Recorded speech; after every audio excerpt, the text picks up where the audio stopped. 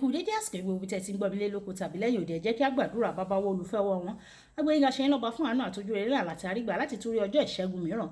Àdúpẹ́ fún àwọn ogun tẹ́ ti ṣẹ́ fún wa, èyí tẹ́ ń ṣẹ́ lọ́wọ́ àti èyí tẹ́ ò tún ṣẹ́. Ọlọ́run, ọ̀rọ̀ tí a ó gbọ́ lè ní kó ṣe ayé ọkàn àtara wa ní rere, ká jẹ́ olùgbọ́ àti olùṣe ọ̀rọ̀ náà kó má ṣe lòdì sí wa ní ọjọ́ ìdájọ́, nítorí tí a gbàdúrà lórúkọ Jésù Kristi Olúwa wa, àmín. Ìwé ọ̀run ṣíṣí tí a ti ọwọ́ olùṣọ́ àgùntàn Enoch Adéjàre Adébóyè kọ, èní ọjọ́ ìṣẹ́gun ọjọ́ 13 oṣù kìíní. Àkòrí tí a ó gbéyẹ̀wò léni sọ wípé kí ni ènìyàn apá kẹta, nígbà tí a mú àkọ́sórí wa nínú ìwé Hébérù orí 5 ẹsẹ̀ 14. Àmú bíbélì kíkà wà nínú ìwé Sáàmù orí 180 ẹsẹ̀ 5 dé 7. Bíbélì ọlọ́dọọdún kan ni a mú ní Genesis orí 42 títí dé orí 43. Nígbà tí a ó kọrin 12, ẹ máa tẹ̀síwájú. Kristẹni ológun. Àkọ́sórí Hébérù orí 5 ẹsẹ̀ 14. Ṣùgbọ́n oúnjẹ líle wà fún àwọn tí ó dàgbà, àwọn ẹni nípa ìrírí tí wọ́n ń lo ọgbọ́n wọn láti fi ìyàtọ̀ sáàrin rere àti búburú.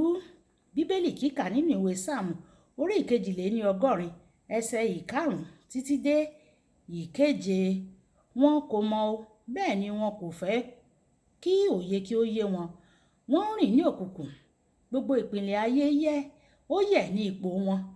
Èmi ti wí pé Ọlọ́run ni ẹ̀yin, àwọn ọmọ ọ̀gá ògo sì ni gbogbo yín. Ṣùgbọ́n ẹ̀yin yóò kú bí ènìyàn, ẹ̀yin yóò sì ṣubú bí ọ̀kan nínú àwọn ọmọ aládé. Wáyé tẹ́tí bẹ̀rẹ̀ jẹ́ láti gbọ́ ohun tí olùṣọ́ àgùntàn Enoch Adéjàre Adébóyè tí ó ní fún wa ní èní ọjọ́ ìṣẹ́gun. Ní ọjọ́ méjì sẹ́yìn, mo sọ nípa ìpinnu ìdásílẹ̀ Ọlọ́run fún ènìyàn, èyí tó jẹ́ pé kí a jọba lórí ilẹ̀ ayé àti gbogbo ohun tí ó wà nínú rẹ̀. Mo tún ṣàkíyèsí pé àwọn Kristẹni kì í ṣiṣẹ́ nínú àṣẹ tí Ọlọ́run fún wọn nítorí pé wọn kò tí ì dàgbà nínú ẹ̀mí gẹ́gẹ́ bí ó ti yẹ kí wọ́n ṣe. Àwọn ìsọ̀rí mìíràn àwọn Kristẹni tí wọn kì í gbé nínú àṣẹ gẹ́gẹ́ bí Ọlọ́run ṣe pinnu ni àwọn tí ó ti dàgbà ní ti ẹ̀mí o, ṣùgbọ́n tí wọn kò sì mọ̀ nípa agbára ńlá tí wọ́n ní. Wọ́n sì ń bẹ̀rù nígbà tí èṣù bá halẹ̀ mọ́ wọn. Wọ́n sì rò pé àwọn iṣẹ́ agbára kan wà fún àwọn òjíṣẹ́ Ọlọ́run kan. Ṣùgbọ́n Bíbélì sọ nínú ìwé Máàkù orí 16 ẹsẹ̀ 17 títí dé 18 wípé gbogbo onígbàgbọ́ lè lé àwọn ẹ̀mí èṣù jáde. Wọ́n lè wo àwọn aláìsàn sàn kí wọ́n sì ṣiṣẹ́ nínú àṣẹ gẹ́gẹ́ bí Ọlọ́run ti pinnu. Ní ọ̀pọ̀ ọdún sẹ́yìn, nígbà tí mò ń gbàdúrà pé Olúwa, fún mi ní agbára kí n lè ṣe iṣẹ́ ìyanu fún ọ, ó dáhùn wípé dákẹ́.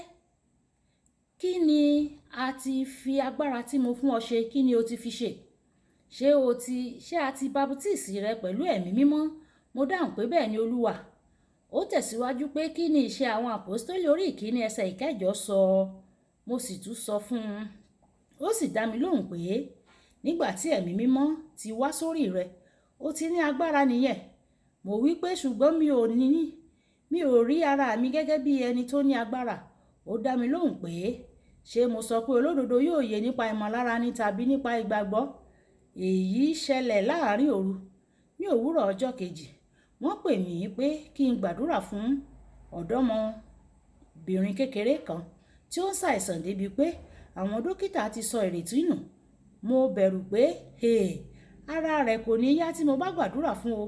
Ṣùgbọ́n mo wá rántí ìjíròrò mi pẹ̀lú Ọlọ́run, mo sì bẹ̀rẹ̀ sí ní gbàdúrà fún un. Nígbà tí mò ń gbàdúrà, obìnrin náà dákẹ́ lọ. Mo rò nínú mi pé mo ti wọ wàhálà o. Ó dàbí wípé ọmọ náà mà ti kú. Ṣùgbọ́n nígbà tí mo parí àdúrà mi, mo ṣí ojú mi, mo rí i pé ó ti sùn. Ó sì ti jẹ́ ọjọ́ púpọ̀ tí kò tíì sùn. Ṣùgbọ́n nígbà tí ó jí, ó ti gba ìwòsàn pátápátá. Lẹ́yìn ọjọ́ yẹn lọ, mo bẹ̀rẹ̀ sí ní lo agbára tí Ọlọ́run fi fún mi láti gba àṣẹ lórí gbogbo ìṣẹ̀lẹ̀. Olùfẹ́, nígbà tí agbára bá wá, ṣùgbọ́n tí o kò fi ṣe nǹkan, ó máa sun o. Ṣùgbọ́n nígbà tí o bá ń lo agbára náà ní ìgbà gbogbo, ó máa dàgbà sí. Bí Pétérù ṣe lo agbára tí ó gbà láti ọwọ́ ẹ̀mí mímọ́, ó dàgbà láti ibi ní ìbẹ̀rẹ̀. Ó fa arọ kan dìde nínú ìṣe àwọn àpọ́sítélì orí ìkẹta ẹsẹ̀ ìkíní dé ìkẹjọ, débi pé òjìji rẹ̀ nìkan ló ń wo àwọn aláìsàn wòsàn.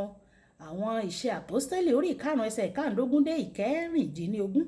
Tí o bá ṣe ń lo agbára tí Ọlọ́run fún ọ gẹ́gẹ́ bí onígbàgbọ́ sí, bẹ́ẹ̀ ni wàá rí i pé àṣẹ tí ó fún ọ ń ṣiṣẹ́, ó ń pọ̀ sí i. Kókó ọ̀rọ̀: bí o ṣe ń lo àṣẹ tí Ọlọ́run fún ọ sí, bẹ́ẹ̀ ni wàá máa dàgbà sókè sí i. Ẹ̀já sọ pé bàbá mi, Ọlọ́run aláàánú, àṣẹ tí ó yọ̀ǹda fún mi o, fún mi ní oore ọ̀fẹ́ láti máa lò á síwájú àti síwájú sí, kí n sì fi jèrè ọkàn sí ìjọba rẹ. Ọlọ́run yóò sì ṣe fún wa ní orúkọ Jésù. Olúwabùkọ́lá Ayako ní orúkọ mi o. Ẹ máa bá mi like, kẹ́ máa share, kẹ́ máa comment nípa ẹ̀, kí àwọn èèyàn kí wọ́n lè jẹ àǹfààní ọ̀run ṣíṣí Yorùbá. Ẹ ṣé tí ẹ̀ ń tẹ́tí sí ọ̀run ṣíṣí Yorùbá o. Ọlọ́run Olódùmarè yóò tẹ́tí sí igbe àti ẹ̀bẹ̀ yín. Ó dàbọ̀.